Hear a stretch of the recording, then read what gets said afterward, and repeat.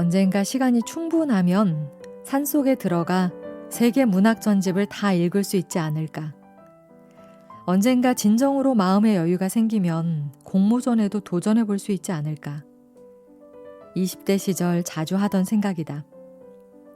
그때는 30살만 넘으면 삶의 여유가 생길 줄 알았다. 그러나 세상은 그리 녹록지 않았다. 나는 쉬지 않고 안간힘을 썼지만 열정페이는 끝날 기미가 보이지 않았고 나의 재능을 진심으로 인정해주는 사람을 만나기도 쉽지 않았다. 그러던 어느 날 나는 결심했다. 먼 훗날 여유가 생기고 언젠가 실력을 쌓으면 제대로 된 글을 쓰자는 생각을 버리기로. 오늘부터 한 줄 한 줄 말이 되든 안 되든 어떻게든 글을 써보기로. 매일 한 페이지씩만 쉬지 않고 쓴다면 365일 후에는 무려 365페이지의 두꺼운 원고 뭉치가 탄생하지 않을까. 그것을 고치고 또 고치면 언젠가 좋은 책이 되지 않을까. 그런 간절함과 단순함 속에서 출발한 나의 매일 글쓰기 운동은 20대 후반에서 지금까지 이어지고 있다. 나에게 매일 글 쓰는 사람이 된다는 것은 쉬지 않고 꿈꾸는 사람이 되는 것과 동의어였다. 매일 글을 쓰다 보면 소재를 찾기 어렵지 않냐는 질문을 받곤 하는데 실은 그 반대다. 매일 글을 쓰려고 애쓰기 때문에 더욱 눈에 불을 켜고 소재를 찾는다. 한참 쉬었다가 어느 날 갑자기 영감이 떠오르면 글을 쓰는 것이 아니라 매일 길을 쓰고 조금이라도 어제와 다른 소재를 찾으려고 노력하기 때문에 새로운 소재를 찾는 희한이 생긴다. 영감이 떠오르면 글을 쓰는 것이 아니라 글을 쓰다 보면 영감이 떠오른다. 내 인생에 한 번뿐인 대단한 영감이 찾아오기를 기다리면 그 순간이 평생 오지 않을 수도 있다. 번개 같은 영감, 화라산 같은 영감에 따르는 것이 아니라 매일 10,000보씩 걷기 운동을 하듯 그 자체로 몸에 좋은 것. 글쓰기는 책을 내거나 돈을 벌거나 타인의 인정을 받기 위함이 아니라 그냥 그 자체로 좋은 것이다. 내게 글쓰기는 그렇게 하루하루 더 나은 나를 만들어가는 과정이었다.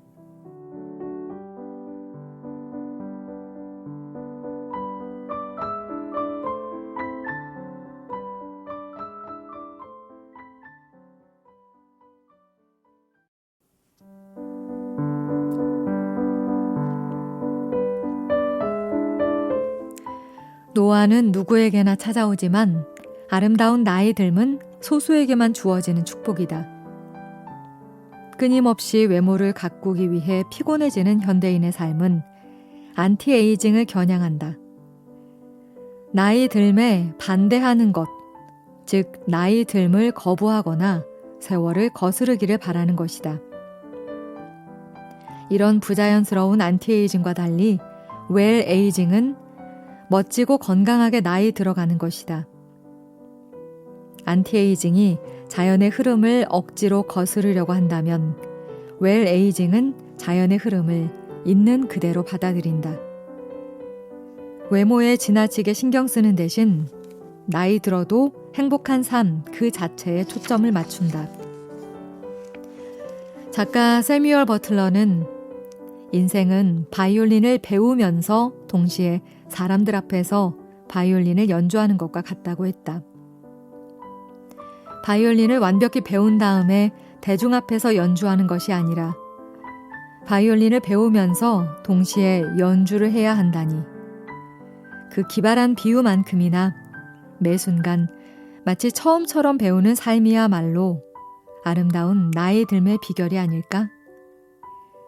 인생의 마지막 날까지도 우리는 연습하고 무대에 서고 서툴게 한음 연주하며 어제보다 나은 삶을 향해 나아가는 것이라고 생각하면 마음이 훨씬 편해진다.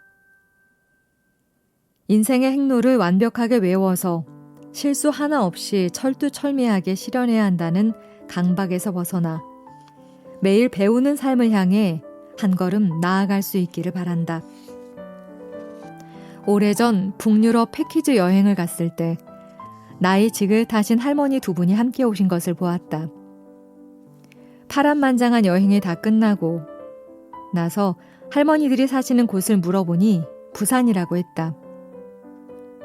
인천공항에 도착하자마자 기차역으로 가서 부산으로 이동한 다음 각자의 집으로 가기 위해 또 버스를 타야 하는 기나긴 여정이 남았다. 장시간 비행도 지치실 텐데 집으로 돌아가는 여정이 너무 길어서 어떡해요? 내가 걱정하자 그분들은 환하게 웃으며 말했다. 여행이 끝난 뒤 또 아름다운 여행이 남은 거잖아요. 그분들을 위로하려다가 오히려 내가 위로받았다. 70대가 되어서도 중마고우와 머나먼 북유럽 여행을 떠날 수 있는 용기. 그리고 그 기나긴 여행이 끝나고 나서도 인천에서 부산까지 돌아가는 기나긴 여정을 그냥 불편한 이동 시간이라고 생각하지 않고 또 하나의 아름다운 여행으로 바라보는 마음. 그것이 그분들을 그렇게 환한 미소와 아름다운 노년기의 주인공으로 만들어준 것이었다. 이렇듯 사람과 세상과 삶을 끝없이 사랑하는 마음이야말로 아름다운 나의 삶을 여는 눈부신 황금 열쇠가 아닐까.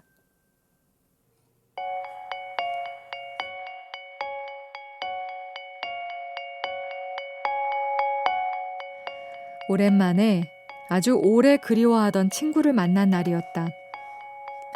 나는 이 친구를 중학교 시절부터 좋아했는데 40이 넘어서야 고백했다. 너랑 친구가 되고 싶었다고. 나 간지럽고 부끄럽지만 마치 가슴 떨리는 첫사랑을 고백하는 심정으로 나는 첫 우정을 고백하고 있었다. 그제야 깨달았다. 첫사랑만큼이나 첫 우정도 소중하다는 것을. 그 우정이 짝사랑에 가까운 감정이라 나는 그것이 첫 우정임을 깨닫지 못하고 있었다. 나는 사랑을 지키는 것보다 우정을 지키는 것이 더 어려운 사람이었다. 사랑하는 마음은 본능적으로 열심히 지키게 되는데 우정은 아차 하는 눈 깜짝할 사이 나도 모르게 멀어질 수 있기 때문이다. 그래서 몰랐다. 사랑처럼 우정 또한 쟁취해야 한다는 것을. 인생을 돌이켜보니 좋은 친구들과의 만남 속에는 항상 눈물겨운 노력과 안간힘이 깃들어 있었다.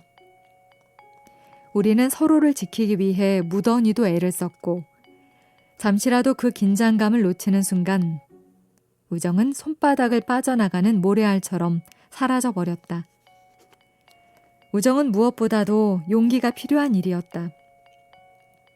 때로 수줍고 때로 새치름한 상대방에게 먼저 다가가서 내 친구가 되어달라고 말할 용기. 그것이 너무 어색하다면 우리 같이 떡볶이를 먹으러 가지 않을래 하고 자연스럽게 말을 걸 용기. 나에겐 그것이 부족했다. 친구는 안개꽃처럼 희미하게 웃으며 말했다. 너는 햇살 같은 아이였어. 어릴 적 일기장에 사람들이 다 널 좋아한다고 부럽다고 쓰기도 했는걸? 난 나를 어둡고 슬픈 아이라고 생각했는데 그 친구는 나를 햇살같이 환한 미소로 바라봐준 것이다. 우리는 이렇게 서로를 잘 몰랐지만 서로의 가장 환한 잠재력을 간파하는 맑은 눈을 지니고 있었다. 이제야 아주 조금이나마 그 친구의 어깨를 토닥이는 용기가 생겨서 얼마나 다행스러운지. 조금 더 일찍 그 친구의 손을 잡아줄 수 있었다면 얼마나 좋았을까.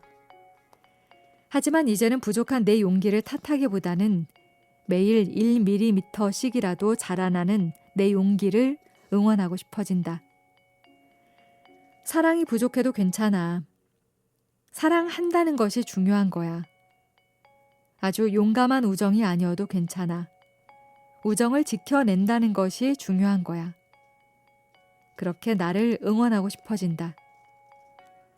내가 더 많이 사랑해도 내 사랑은 결코 줄지 않는다.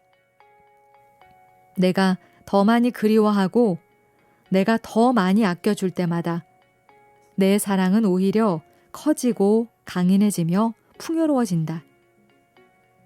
어떤 사람에게는 아무리 짝사랑을 퍼부어도 그 사랑이 아깝지 않다. 그가 나를 좋아하는 것보다 내가 그를 더 많이 좋아하는 것을 들켜도 괜찮다. 더 많이 기울어져 버린 그 사랑, 그 우정, 그 기우뚱함이 전혀 안타깝지 않다. 그 친구를 통해 나는 기울어진 우정의 아름다움을 깨달았다.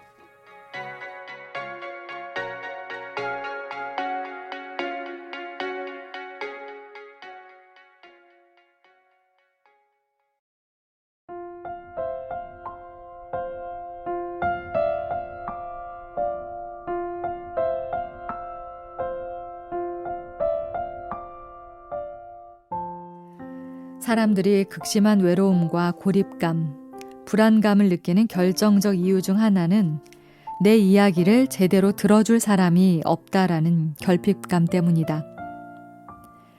금세기 최고의 피아니스트로 꼽히는 알프레드 브렌델은 경청, 리슨과 침묵, 사일런트는 같은 철자로 쓰인다라고 말한 바 있다. 이 문장을 생각하며 가슴 시린 요즘이다. 진정으로 경청하는 사람들은 침묵을 금처럼 여기며 타인의 아픔을 들어준다.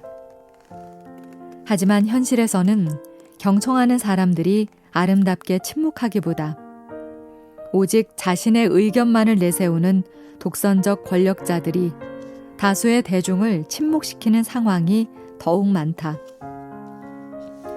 경청하지 않는 사람들의 진짜 문제는 무엇일까?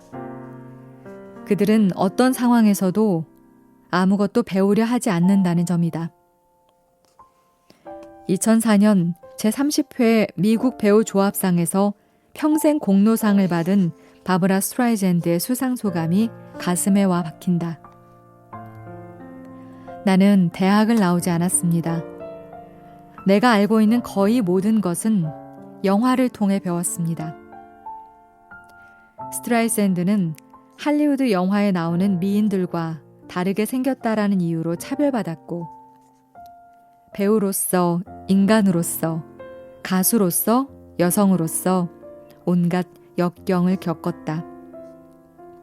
하지만 그 속에서 항상 무언가를 배우는 사람이었다.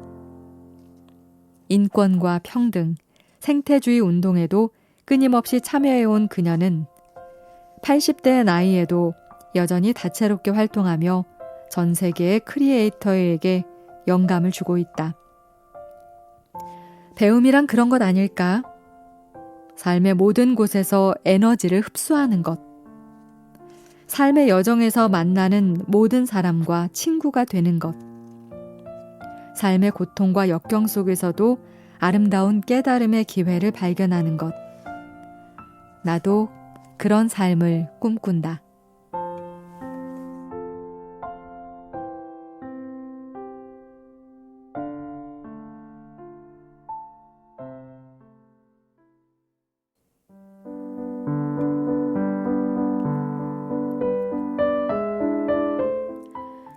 윌 슈발브의 엄마와 함께한 마지막 북클럽은 암 환자인 어머니와 출판 편집자인 아들이 병원에서 나눈 책 이야기를 들려준다. 엄마가 항암 치료를 받는 것을 기다리기 너무 고통스러웠던 아들은 항암 치료일마다 엄마와 둘만의 북클럽을 열어 서로 좋아하는 책에 대해 이야기하기로 한다. 엄마와 웃음꽃을 피우며 아들은 엄마가 더 이상 고통받는 환자가 아니라 세상에서 가장 멋진 토론 상대이자 위대한 이야기꾼임을 깨닫는다. 소중한 책들이 두 사람 사이에 놓이자 어린 시절 나누지 못한 이야기, 그때 서운했지만 지금 할 수 있는 이야기까지 술술 풀려나온다.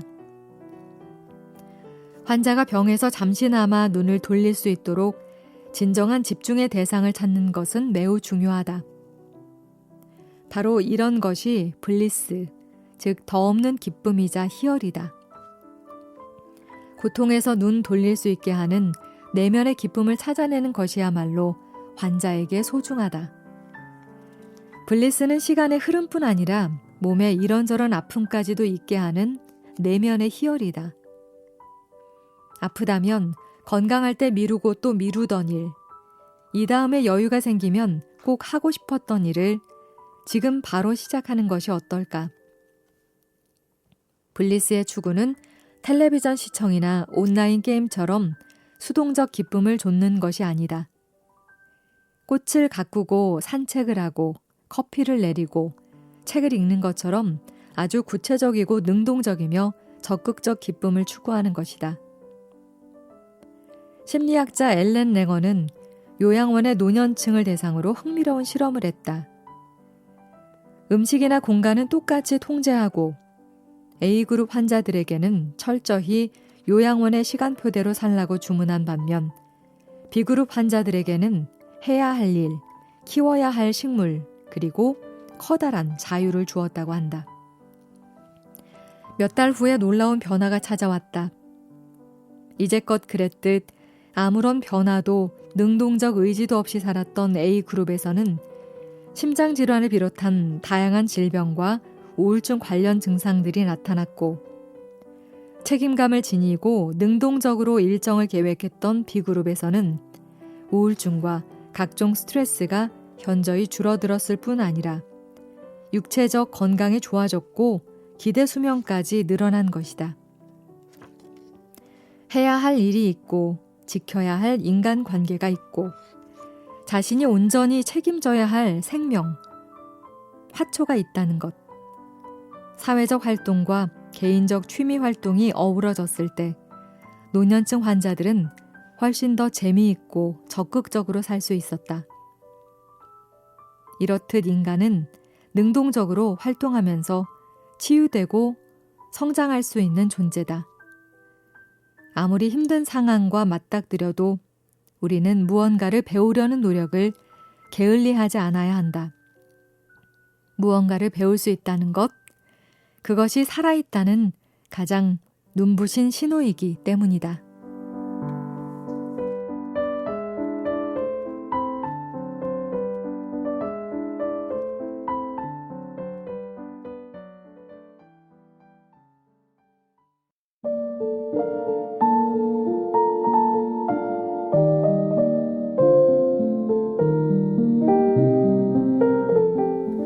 글쓰기 수업을 진행하다가 즉흥적으로 써내려가는 과제를 낼 때가 있다.